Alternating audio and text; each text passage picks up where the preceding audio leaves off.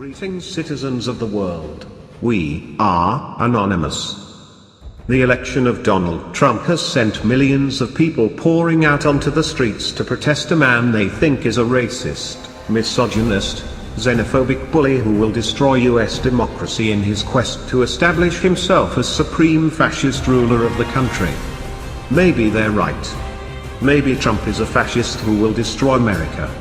But where were these people when Obama was bombing wedding parties in Kandahar, or training jihadist militants to fight in Syria, or abetting NATO's destructive onslaught on Libya, or plunging Ukraine into fratricidal warfare, or collecting the phone records of innocent Americans, or deporting hundreds of thousands of undocumented workers, or force-feeding prisoners at Gitmo, or providing bombs and aircraft to the Saudis to continue their genocidal war against Yemen? Where were they? They were asleep, weren't they? Because liberals always sleep when their man is in office, particularly if their man is a smooth-talking cosmopolitan snake charmer like Obama, who croons about personal freedom and democracy while unleashing the most unspeakable violence on civilians across the Middle East and Central Asia. These are the steps that we must take. There are plenty of steps we can take right now to start getting our economy back on track. to help create jobs and grow this economy. If we are going to deal with our dependence on foreign oil, If we're going to end our dependence on foreign oil, We'll recruit an army of new teachers. I want to recruit an army of new teachers, make college affordable. make college more affordable, and repair our crumbling roads and bridges. We've got crumbling roads and bridges. Tonight, more Americans are out of work. We still got friends out there and family who are looking for work. At a time when so many people are struggling to keep up. A moment when so many people are still struggling. If you are willing to work with me, If you're willing to work even harder in this election, then I promise you, then I promise you change will come. The United States has been at war for 8 straight years under Obama, and during that time, there hasn't been one sizable anti-war march, demonstration or protest. Nothing. No one seems to care when an articulate biracial mandarin kills mostly people of color, but when a brash and outspoken real estate magnate takes over the reins of power, then watch out, because here come the protesters, all 3 million of them. Can we agree that there is at least the appearance of hypocrisy here? If Hillary had won, the drone strikes would have continued. The wars would have continued. The spying would continue. Whistleblowers would continue being prosecuted and hunted down. And minorities would continue bearing the brunt of these policies, both in the US and across the world. The difference is that in such a scenario, Democrats, if the last 8 years are any indication, would remain silent, as they did under Obama, offering bare minimum concern and vilifying anyone attacking their beloved president as some sort of hater. Cities across the US would remain free of protests, and for another 8 years, Democrats would continue doing absolutely nothing to end the same horrifying policies now promoted by a Republican.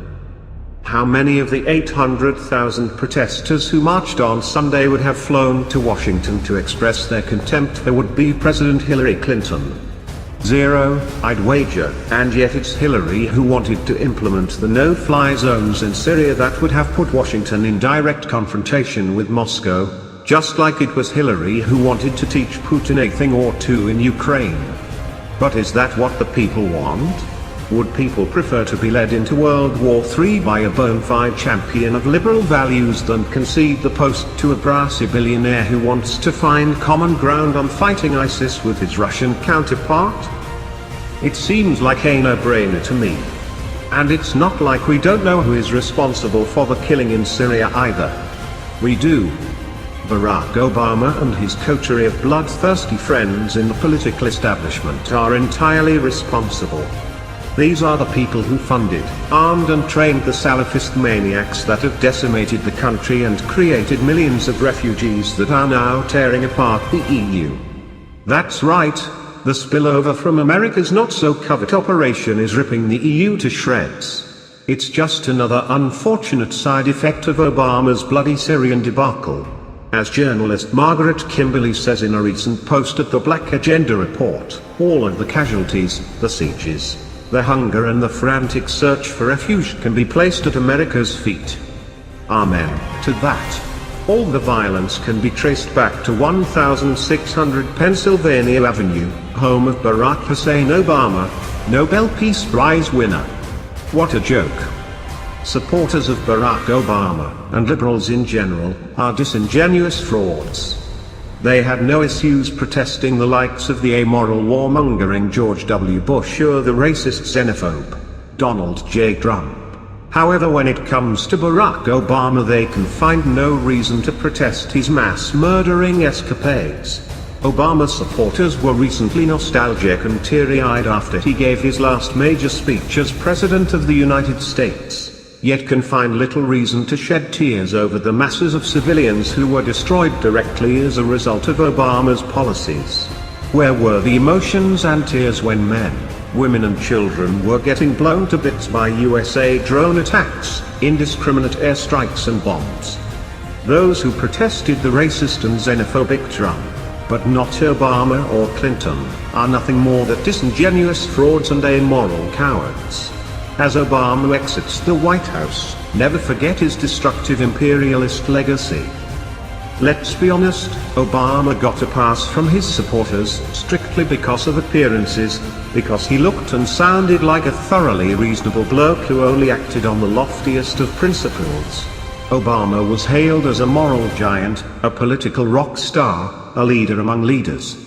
But it was all fake, all make-up and glitz behind which operated the vicious national security state, extending its tentacles around the world, toppling regimes wherever it went, and leaving anarchy and destruction in its wake.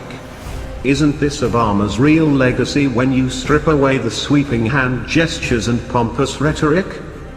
Of course it is. But Trump won't have that advantage, will he? Trump is not a public relations invention upon which heartsick liberals pin their highest hopes. Trump is Trump, warts and all, the proverbial bull in the china shop. That's not to say Trump won't be a lousy president. Judging by the Wall Street cutthroats and hard-edged military men he's surrounded himself with, he probably will be. But the American people are no longer asleep, so there's going to be limits to what he can hope to achieve. So the question is, how should one approach the Trump presidency? Should we denounce him as a fascist before he ever sets foot in the Oval Office? Should we deny his legitimacy even though he was elected via a process we have honored for over 200 years? Should we launch impeachment proceedings before he's done anything that would warrant his removal from office? The current danger for Democrats and progressives is that, by bashing everything that Trump says and does, they will further alienate the white working class voters who became his base and will push away anti-war activists. There is a risk that the left will trade places with the right on the question of war and peace, with Democrats and progressives associating themselves with Hillary Clinton's support for endless war in the Middle East, the political machinations of the CIA, and a new Cold War with Russia, essentially moving into an alliance with the military and intelligence industrial complex. Many populists already view the National Democrats as elitists disdainful of the working class, promoters of harmful free trade deals, and internationalists represented by the billionaires at the glitzy annual Confab in Davos, Switzerland. If, in a rush to demonize and impeach President Trump, Democrats and progressives solidify support for wars of choice in the Middle East, a new Cold War with Russia and a Davos-style elitism, they could further alienate many people who might otherwise be their allies. In other words, selectivity in opposing and criticizing Trump, where he rightly deserves it, rather than opportunism in rejecting everything that Trump says might make more sense. A movement built entirely on destroying Trump could drop Democrats and progressives into some politically destructive traps. We are anonymous.